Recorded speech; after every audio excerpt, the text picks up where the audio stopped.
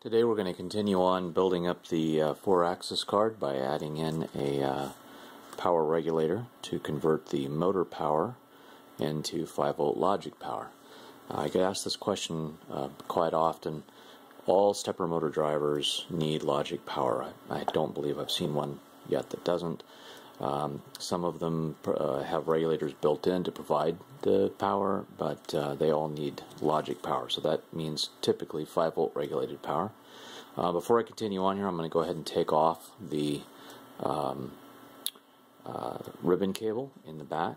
And you never, ever grab this and pull right here. That's just a great way of breaking it. So we're not going to do that. We always just take a screwdriver, because you always have a screwdriver handy, right? I'm going to pop in there and just work out the connector from the side, he says, even though it's obviously more difficult to do than he thinks. There we go.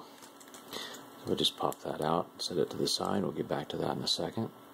So rather than having the 5-volt regulator on each and every one of the drivers, it just seemed like it made a lot more sense to me to have one regulator, which then provides 5-volt power to up to 4 drives.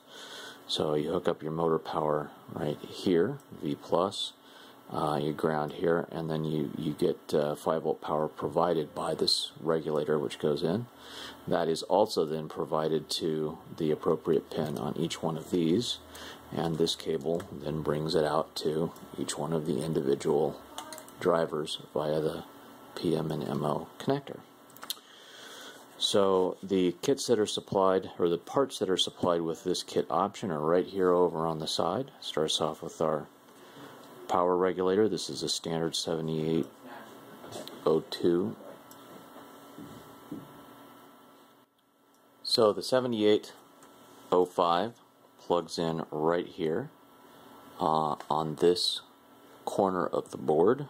Hopefully we'll get a focus there. And what you'll notice is that on this side of the board there is actually a little drawing that shows where the back of it is.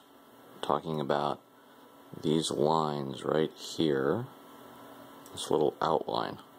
Okay, it's a little bit confusing to orient because unfortunately the chip manufacturer does not provide anything that actually shows where pin 1 is. They have a nice big mark right there that shows where the middle pin is, as if you need to know where the middle pin is. So there doesn't seem to be any way that I can find, unless I've missed it or I'm dumb, of noticing where pin 1 is on this guy. We always, use a square pad on where pin 1 is on the board, but how do you find it on the component? So the way to do it is, if you look right here, you'll see this double line and this shape, which matches the shape roughly of the chip, and so it goes in right here. Okay, now that puts it on the bottom of the board. You can, if you want, install it on the top of the board. The prior revision of this particular printed circuit board, the default position to install it was on the top, but if you do that, what you want to do is make sure that each pin goes into the same hole. So you can put it in like this. Okay, don't put it in like that. That would be a boom. Things would, arc and spark. So you can put it in here, where that double line is matching the back of the chip. The double line is matching this heatsink material, and the angled in case is matching the lines right there. Or if you want, you can take it and put it in this way. Okay, so what I'm going to do in this particular case is put everything on the bottom. I'm going to actually bend the leads out so that the chip sits out here to the side. The idea being that I will put a little heat sink on it in order to make sure that it doesn't get too toasty, because I'm going to be running really high voltages with this particular board. Because I'm going to be testing drivers to destruction and all kinds of other fun stuff like that. typically you probably don't need it, especially if your supply voltage is fairly low. You're not going to need it there, because the chip won't have to drop a lot, and the logic power requirements of these drivers is actually, you know, pretty minimal. You don't need gobs. That should take care of that one. And then we're just going to go ahead and install this little reverse protection diode. It comes on cut tape, so we will take off the little tape segments. Now that goes right here. It's D6. And you can see that there is, hopefully you can see, that there is a colored band at one end. And that is represented on the board by this double line here at this end. So obviously this goes in here like this. Okay, now again, you can put it in at the top of the board or you can put it in at the bottom of the board. It doesn't matter, because you're fine as long as the pins go in the same hole. So again, I'm just going to do this trick going around the outside of the board. Drop it right in there. Now I like to leave a little bit of lead length on any component that I put in. I don't like the components to be right on the board. That's kind of a matter of personal preference in most cases. The main reason why I do it that way is just because it makes it a lot easier to do rework. If you mess something up, you have a little bit of lead left that you can cut and move the component. So instead of trying to desolder this by heating it up and pulling the component out, I just clip the lead right there, clip the lead right there, and then desolder these two individual leads separately, and still have enough room that I could then solder it back in again correctly if I wanted to. Okay, go ahead and clip the excess. I also always, when I'm clipping leads, I save the extra little lead length. Quite often it turns out that I need a little jumper or something like that, and there they are. That works very nicely. So next I'm going to go ahead and do the little indicator light. Now this is R5 and the LED, which just is an indicator to show that the 5-volt power is there. So R5 goes in here. It's marked as being 470. But you can use pretty much any value that's near that. Anything from 330 up to 560 would be just fine.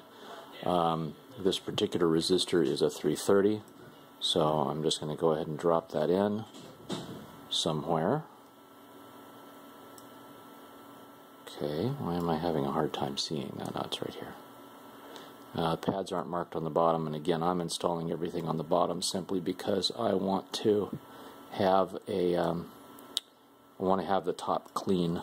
In my particular development that I'm going to be doing, I am going to be adding some switches and an LCD display so that I can work on the motion controller that Pete has been developing using this board.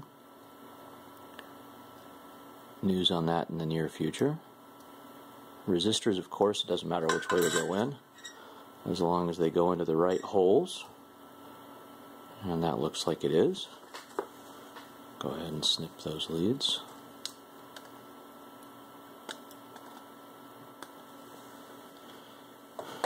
And then we'll put in the LED. Now that, of course, is going to go on the top of the board, and it is right here next to the word power. Now, LEDs do have an orientation. Of course, the longer lead is always positive, and that always goes into the square hole on our boards. I don't know if you can see that, but come on. One of those pads is square. There's even a little picture of it if you can see up close. And we're going to go ahead and put the long lead in there, short lead in here, and again I like to keep a little bit of the distance up, so I just go ahead and bend the leads there, so as to leave a little bit on the other side. I'm going to bring in my handy dandy tool consisting of a pair of rubber gut pliers with a rubber band. We are a class act here, and we always do things with the proper tools. And you know what the proper tool for the job is? The tool that you made to do the job, right? Doesn't need to be anything more than that. Okay. Take a look to verify that looks okay.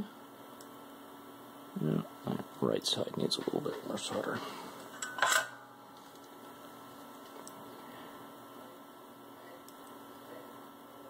Okay. And I said this in the earlier video, I'll just say it again real quick. I am working with a temperature controlled soldering iron, an old one, but it is turned all the way up to try to simulate the worst possible soldering conditions that you might have with an unregulated, lousy, cheap $5 Chinese soldering iron, just to show that, first off, that the board can handle it, and also to try and show some techniques for dealing with that sort of a situation. So then we have some capacitors, 3 of them. You have this tiny little guy here, and that just goes in here at C6. Again, I'm going to put it on the bottom. Now, wouldn't it have been smart if I'd done C6 first? So it would have made it just a heck of a lot easier to get it in there without having R5 right next to it. Yes, it would have been really smart. Don't do what I do. Do what I should have done. Okay, now on these it's a little bit difficult to lead some lead length because there just isn't much lead to start with. But we will do what we can. Okay, there we are. Solder that down. I'm trying to work quickly because it's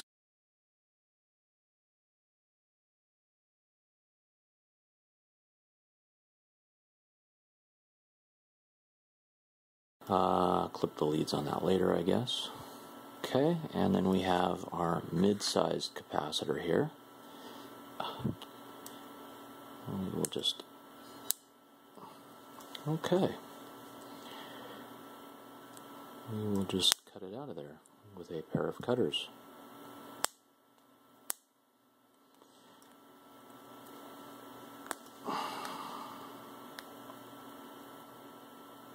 Oh my goodness. That is really on there. Who knew tape could be so difficult? Now this one, I don't know if you can see, but the leads on it are bent into a kind of an interesting shape.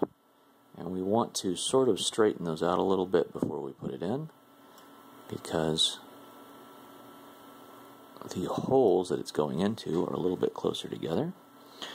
And this capacitor is right here, C5. Okay, and again, I'm going to put it on the bottom. Now, this is an electrolytic capacitor. It has a stripe down one side indicating the negative lead, which you'll notice is the shorter lead. The longer lead is the positive. The positive lead, or pin 1, is always the one with the square pad on our boards. Can you see that? Focus, please. Okay, so there we are. Square pad, long lead, and again, I'm going to be just a little bit unusual here and put this in on the bottom. And this is one of the exceptions to the rules of leaving leads. I'm going to probably just put that one in all the way up there because there isn't a lot of room on this side, and I want to take advantage of what I can get. Okay, so we will just set that there. Now what I'm going to do, whenever you have a component that you want to have sitting all the way up next to the board, what you want to do is just solder one pin and not both. So I'm just going to solder that one pin, and then I'm going to take this, see how it came out part way, right? Didn't want that, so I'm just going to take that one pin and heat it up and push the component in. Make sure that it's nice and toasty. And now that I have that set, I'll go ahead and solder in the other pin.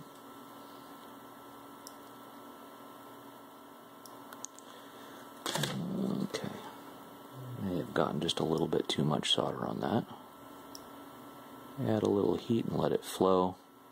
Kind of get rid of some of the excess solder. Okay, and we will go ahead and clip those leads. Come on now. There we go.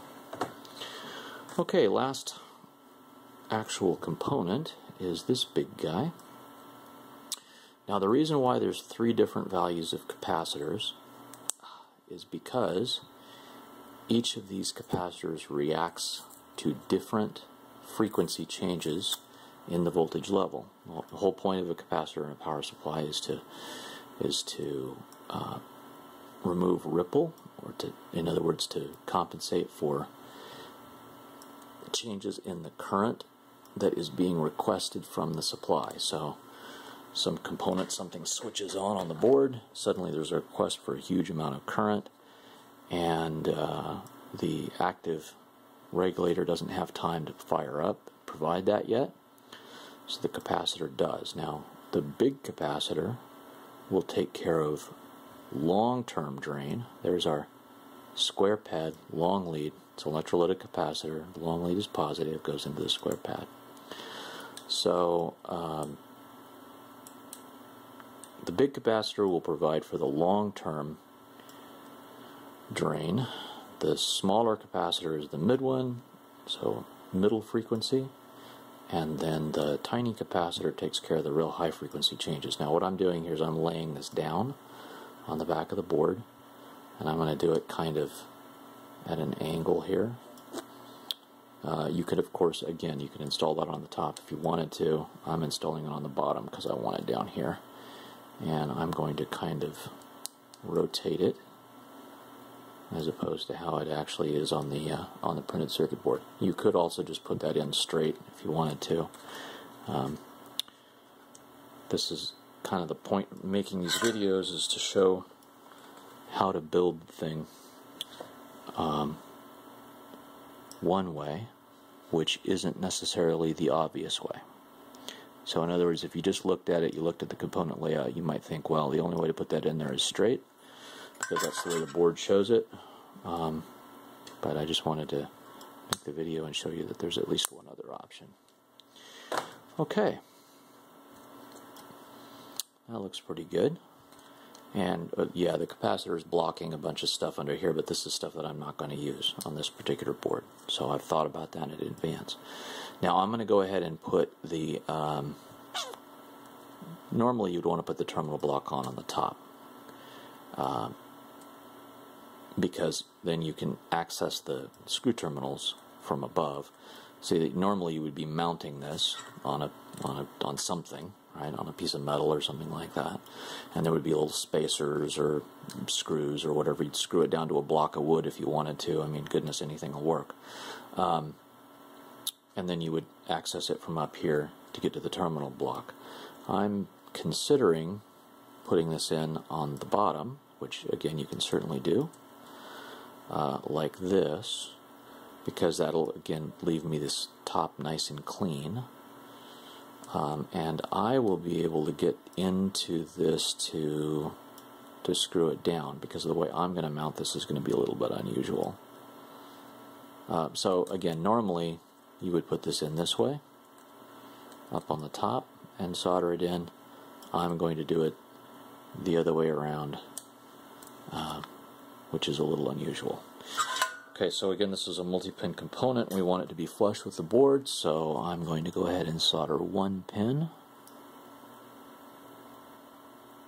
Takes a little bit longer because that's really hot. And then, not putting my finger right on that pin, because I would burn myself, I'm going to instead put my finger kind of over here on the side, and then just heat that pin and make sure that it's in.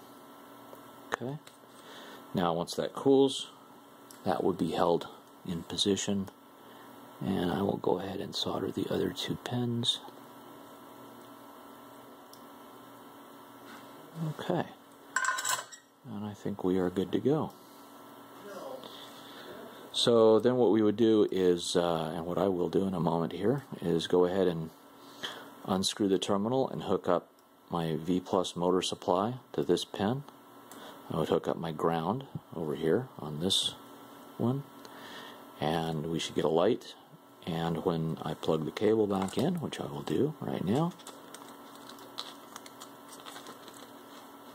I can then connect this to a PC parallel port, connect each one of these to a driver, like a Lena stepper, or a SLAM, or the THP 6064AH driver, and I would be spinning motors. Thanks for watching.